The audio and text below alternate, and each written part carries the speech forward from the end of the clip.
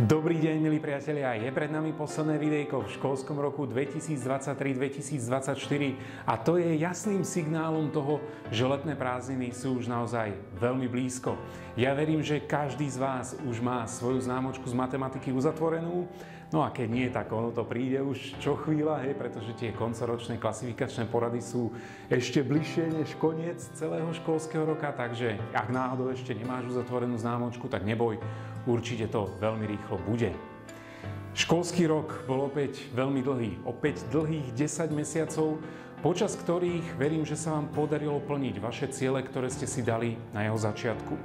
Či už to bolo zlepšenie sa v rámci matematiky, zlepšenie si znalostí, zlepšenie známky, prípadne úspešné zvládnutie testovania 9 maturitnej skúšky, prijímačiek na vysokú školu, prípadne na tú strednú. Na záver školského roka mám pre vás niekoľko čísel.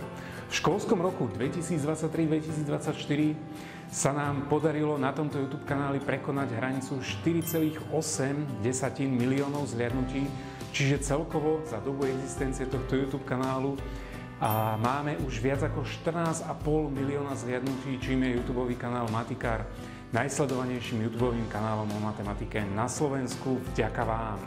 V tomto školskom roku sme do našej matematickej komunity privítali viac ako 21 000 nových odoberateľov, čím sa hranica počtu odoberateľov prekročila 88,5 tisíca, čiže do vytúženej 100 000 hranice nám už zostáva naozaj len veľmi máličko, naozaj mládež a aj tí starší kolegovia, učitelia.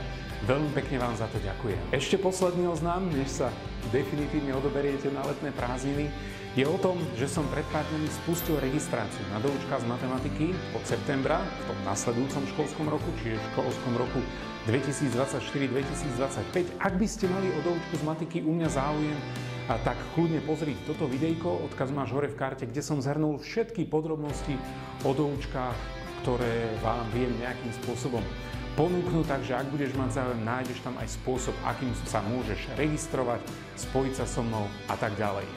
No a to už je naozaj všetko.